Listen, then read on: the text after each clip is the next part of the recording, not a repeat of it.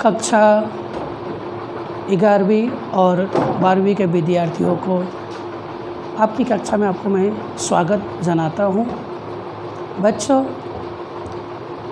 आप सब को मैं आपकी पाठ्य पुस्तक गद्य संकलन, जिसे आप स्टोरी के नाम से जानते हैं, कहानी, उसकी पाठ संख्या 2 पृष्ठ संख्या 14 आपके पास पुस्तक है। आप ये अध्याय और पृष्ठ संख्या देख सकते हैं। शीर्षक गौरी, रचनाकार सुभद्रा कुमारी चौहान। तो जो हमारे क्लास 11वीं के छात्र हैं, विद्यार्थी हैं, उनके लिए तो ये अध्याय नया है, पर जो 12वीं के विद्यार्थी हैं उनके लिए पुनर्अभ्यास हेतु कहा जा सकता है। वो बच्चे इस वीडियो को अच्छी तरह से देखें, समझें, किसी प्रकार की संदेह हो तो हमसे संपर्क करें। अब आते हैं कहानी की ओर कि ये जो शीर्षक गौरी एक चरित्र प्रधान कहानी है। पूरी की पूरी इसी संज्ञा पर ये कहानी टिकी हुई है।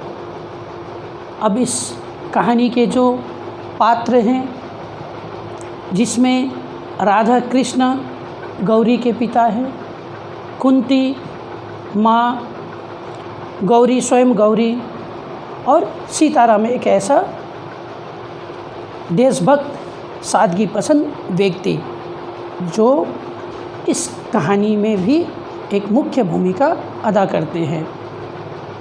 अब आते हैं कहानी की ओर।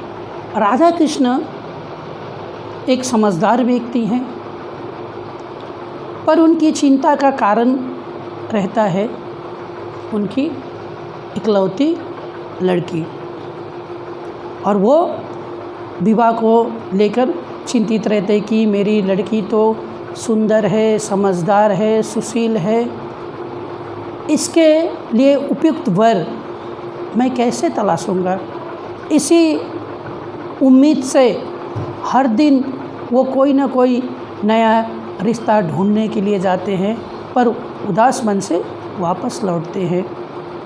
एक दिन फिर वो निकले अपनी लड़की के लिए वर देखने, देखकर लौटे, थके हारे थे। कुली सामान लेकर आता है। जैसे घर में प्रवेश करते हैं तो गौरी की माता कुंती अपने पति राधा कृष्ण के पास पहुंचती है। राधा कृष्ण से पूछती है क्या हुआ, पर उनके जुबान पर कोई शब्द नहीं रहता। तो कुंती समझ जाती है कि आज भी इन्हें उपयुक्त वर नहीं मिला। तो कहती है ठीक है, आप मुँह हाथ धो लीजिए, मैं आपके लिए चाय की व्यवस्था करती हूँ। वो चाय बनाने चली जाती है। फिर दोनों पति पत्नी बातें करते हैं तो दरवाजे की ओर से गौरी सुन रही होती है कि आज भी पिता निराश ही लौटे हैं। तो वो अपने आप को कोसने लगती है और सोचती है कि मैं कितनी बदकिस्मत हूँ कि मेरे लिए मेरे पिता माँ इतने चिंतित रहते, उदास रहते हैं। ज़मीन क्यों नहीं फट जाती, मैं उस ज़मीन में क्यों नहीं समा जाती। यदि ज़मीन फट जाए, उसमें मैं समा जाऊँ तो मेरे माता पिता के सर पर जो बोझ है वो बोझ कम हो जाएगी। इस तरह से गौरी सोचने लगती है। पर सीताराम के उल्लेख इसमें अब होगा। राधा कृष्ण जी कहते हैं मैंने तो एक वर देखा, पर हमारी लड़की के लिए उपयुक्त नहीं है। हमारी लड़की ठहरी 19 साल की और वो ठहरा 40-45 साल का। उसे हम लड़का भी कैसे कहें, वो तो आदमी है, शादीशुदा है, पत्नी नहीं है, उसके 2 बच्चे हैं। पर मैं क्या करता, उन्हें रविवार को आने के लिए निमंत्रण दे बैठा हूँ। वो रविवार को हमारी लड़की गौरी को देखने आएंगे। रविवार को सीताराम अपने 2 बच्चे के साथ उपयुक्त समय पर चले आते हैं। तो गौरी के घर पर किसी प्रकार की ताम झाम नहीं की जाती है, रिश्तेदारों को भी नहीं बुलाया जाता है, एक सामान्य सी भेंट मुलाकात जैसी रखी जाती है। दोनों बच्चे गौरी के घर आते ही गौरी के पास दौड़कर चले जाते हैं, गौरी के पास दौड़कर चले जाते हैं। दोनों बच्चे गौरी को बहुत पसंद आए। उधर एक पारिवारिक बातचीत चल रही है। उसके पश्चात महाशय सीताराम जी, जो गांधीवादी विचारधारा के व्यक्ति ठहरे, उनके पहनावा से भी गांधीवादी झलक रहा था। तो सीताराम जी कहने लगे, अब संध्या होने को है, मुझे प्रस्थान करना है, मुझे जाना है। तो वो विदा लेकर अपने बच्चों के साथ चले गए। कुछ समय के बाद जब गौरी के घर से कोई खबर नहीं आया तो उन्होंने पत्र भेजा कि क्या बात है, आप सब कोई खबर नहीं दे रहे हैं।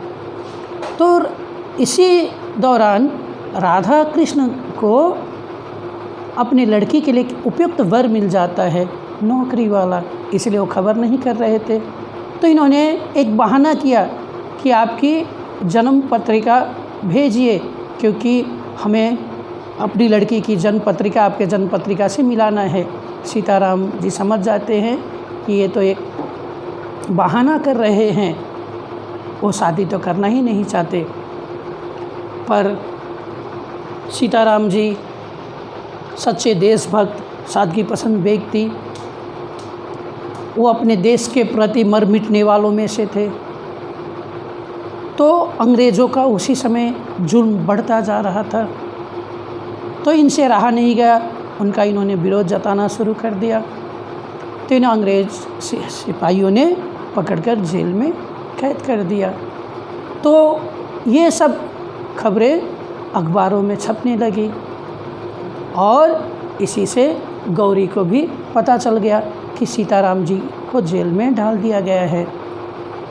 अब गौरी चिंता में पड़ गई, मन ही मन वो तो सीताराम जी को चाहने लगी थी, उनकी सादगी को पसंद कर बैठी थी। तो सोचती है कि वो तो जेल चले गए हैं, तो उन दोनों बच्चों का क्या हाल हो रहा होगा। बस अपनी माँ से कहती, माँ मुझे जाना है सीताराम जी के घर, वो 2 बच्चे अकेले होंगे।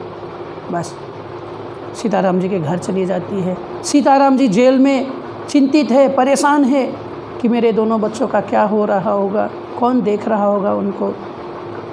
बस जैसे ही वो जेल से छूटते हैं, सुबह जल्दी घर की ओर बढ़ते हैं। जैसे आंगन में पहुंचते हैं तो उन्होंने गौरी को अपने घर के आंगन में देख हैरान हो जाते हैं। गौरी भी उनके पैरों को नमन करके उनके पद धूलि को अपने मस्तक से लगा लेती है। इस तरह से ये गौरी कहानी गौरी पर केंद्रित होते हुए समाप्त होती है। धन्यवाद।